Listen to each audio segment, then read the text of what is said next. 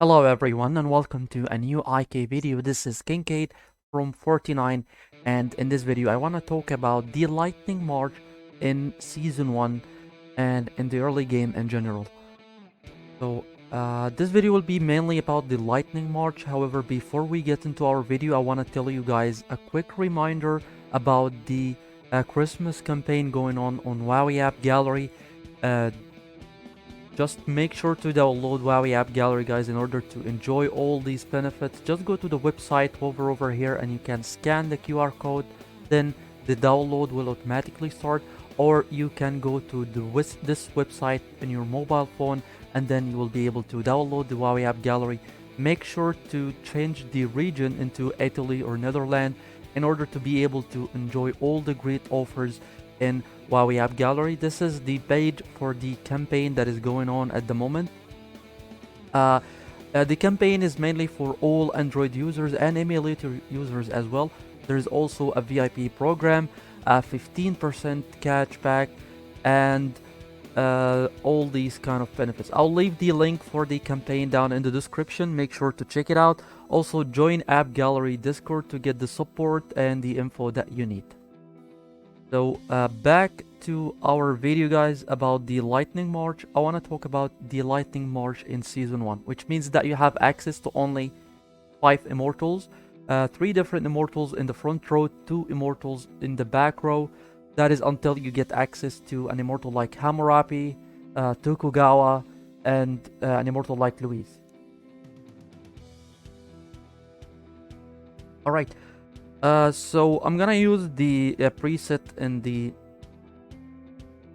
Prime League here. So this is the kind of march that you will have in Season 1. Some other players prefer using an Immortal like El Cid instead of Richard, or maybe they prefer using Richard alongside El Cid. Well, it depends on what you want, but personally I prefer using Peter because I don't like using double defense Immortal in the front row because they are very vulnerable to deal magical damage. In case you're going against an Immortal like Cleopatra, Empress Wu, or even Merlin, they receive a lot of magical damage because they have a very low magical defense. You can see here the magical defense compared to the physical defense is tremendous. So this is the type of march that I would like to use. As for the skills, so I'm gonna speak as if this is your main march. The Lightning March, you're using it as a main march. So for Genghis Khan, I would like to use him as the main source of damage, and I would like also to use Fighting Master on him to avoid him being controlled, such as silence, stun, or freeze from the Water Dragon, or stun from the Earth Dragon, all sorts of control. This is why I'm using Fighting Master on Genghis Khan. Also, I'm using Adrenaline Rush on him because I want him to cast his ultimate skill as much as possible, because this is his main source of damage. Also, I'm using Anger to increase this amount of damage coming from his main skill. So I'm using Anger, Adrenaline Rush, and Fighting Master on an Immortal like Genghis Khan. For Yusungai, I would like to use him as a support. Some people like to use him as a source of damage as well. However, he doesn't deal as much damage as Genghis here. So I'm gonna use Assist on him to protect Genghis from receiving any damage. Also, I'm gonna use Absolute Defense and Caution. Caution might be a situational skill here. However, it is very important for Lightning Marches since they all count on physical damage in this phase of the game. So they don't have any kind of magical damage, so they need to make sure that they're landing their physical damage. This is why Caution is very important, because it reduces the dodge rate of all enemy units by up to 20%. This will allow them to make sure that they're landing their physical damage. And on an Immortal like Richard, there is this skill that I would like to use combined with Richard for so many reasons. And it only works with Richard in a Lightning March because it increases the energy regain. So Richard has a chance to increase his energy regain by up to 50% if this skill was used on a Lightning March. And as a as using this skill, it means that he will be able to cast his ultimate skill, which means his stun, and be able to stun multiple enemies before the dragon casts his ultimate skill, which is Lightning Strike. So the reason I want Richard to cast his skill before the dragon skill is this skill causes true damage to all enemy units by up to 900,000. However, if the target is stunned, the damage will be doubled, which means that an increase of 100%. This is why I like using Rage Blessing combined with Richard. So if you're using Elcid, that means that you don't have to use Rage Blessing.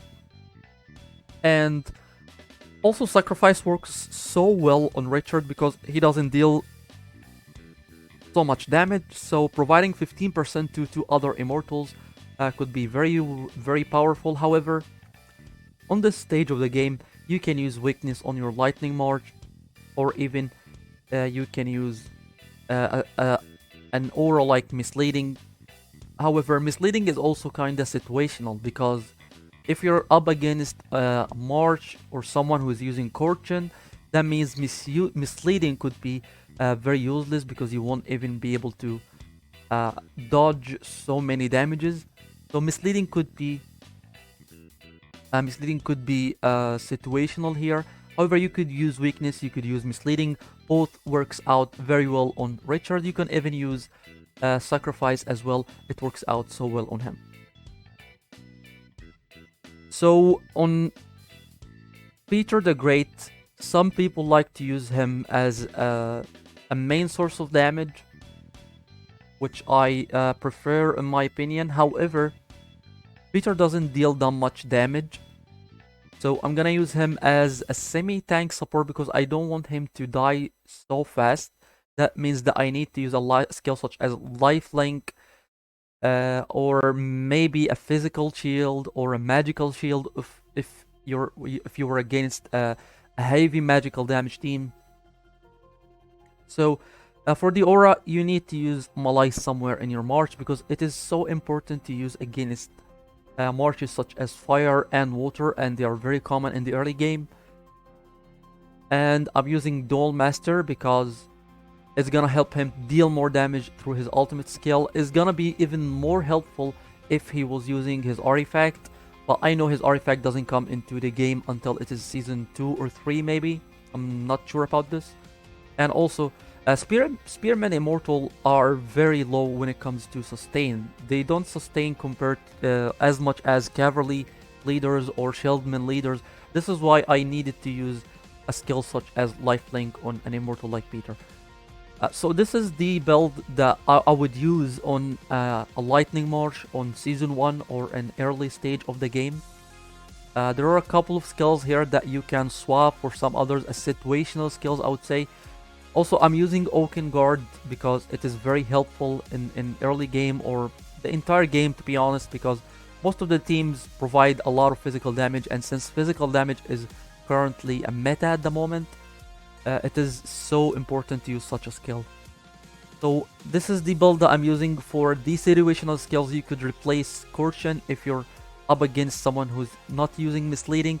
You can replace it for Misleading, you can replace Sacrifice for weakness, or even you can replace Absolute Defense for a skill such as Energy Suppression.